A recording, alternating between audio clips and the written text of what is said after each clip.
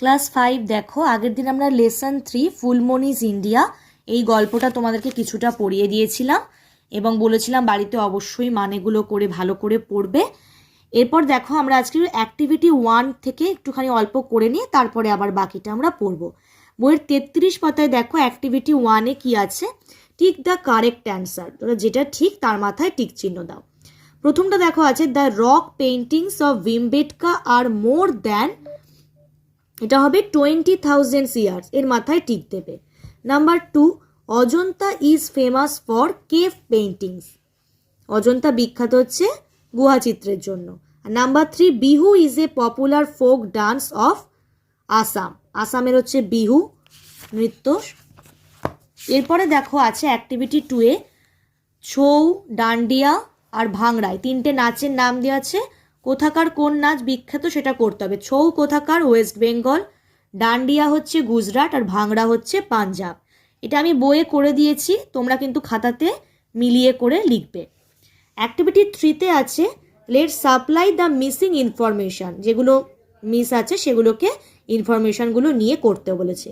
Number 1 আছে the primary colours used in the rock paintings at Bhimbetka আর dash.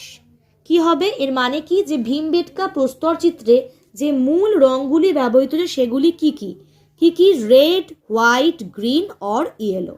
Number 2, most of the Indian dances originated from, অর্থাৎ বেশিরভাগ ভারতীয় নৃত্যে উৎপত্তি হয়েছে টেম্পলস, মন্দির থেকে। Number 3, sculptures are found in dash, Ellora, অর্থাৎ ভাস্কর্য দেখা যায় ইলোরাতে।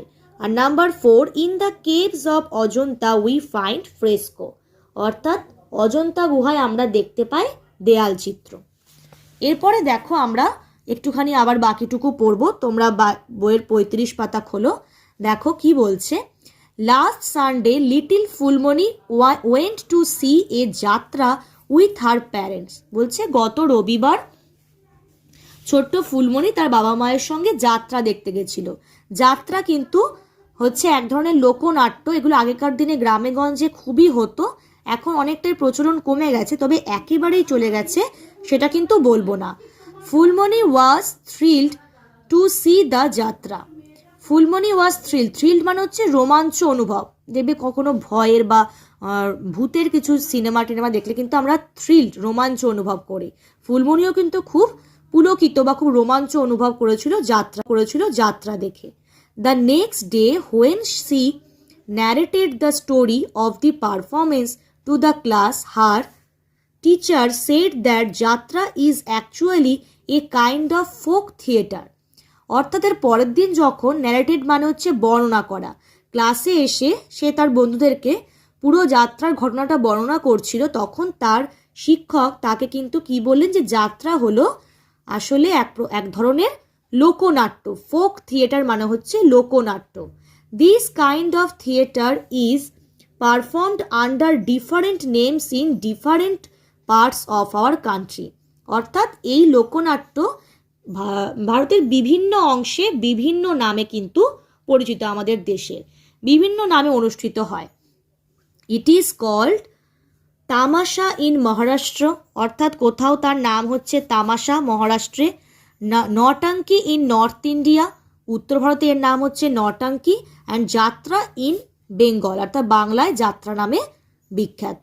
Most of this folk theatres are based on mythological incidents or characters, mythological মানে হচ্ছে পৌরাণিক, মানে পুরাণ থেকে যে ঘটনাগুলো নেওয়া হয় আগেকার দিনের, আর ক্যারেক্টার্স মানে তো চরিত্র।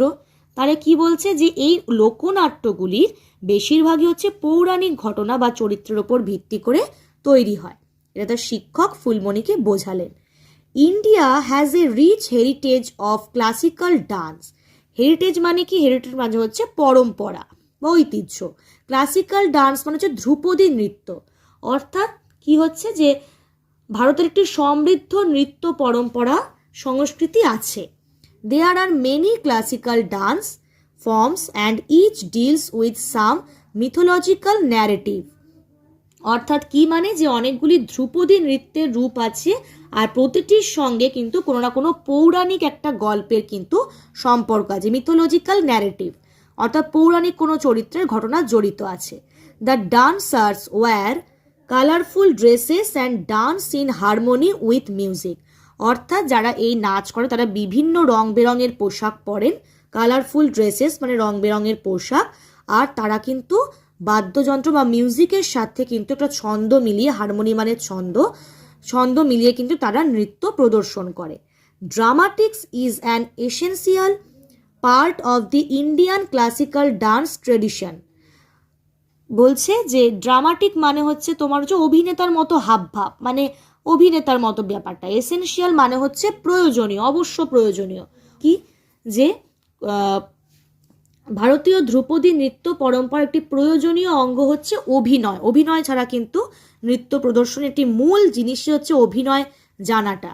আচ্ছা, এইবার দেখো কি বলছে। Kathak is a dance of north India, while Bharatanatyam, Mohiniyattam, Kuchipudi and Kathakali are all from south India. অর্থাৎ কত্থক হলো উত্তর ভারতের একটি বিখ্যাত নৃত্যশৈলী, আর এছাড়া ভারতনাট্যম, মোহিনীঅট্টম, কুচিপুড়ি আর কথাকলি সবই কিন্তু দক্ষিণ ভারত থেকে এসেছে। এরপরে কি বলছে দেখো, Manipuri and Odissi dance are dance forms of eastern India. অর্থাৎ পূর্ব ভারতের নৃত্যের দুটি রূপ হলো মণিপুরি আর ওড়িশি। এগুলো প্রত্যেকটা নৃত্যশৈলী এক একটা নাম, তোমরা আশা করি এই নৃত্যশৈলীগুলির নাম কিছুটা হলেও শুনে থাকবে। এগুলো সব এসেছে এখান থেকে। Such a wide variety of dance forms cannot be found anywhere else in the world.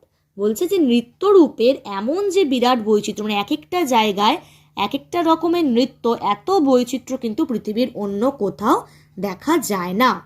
আচ্ছা, তোমাদের আজকে আমি এতটা অবধি পড়ালাম। তোমরা বাড়িতে যেহেতু অনেক কঠিন একটু মানে পাচ্ছ, এগুলো তোমরা একটু ভালো করে পড়ো বাড়িতে, পরদিন আমরা বাকিটা পড়ে কিন্তু শেষ করব।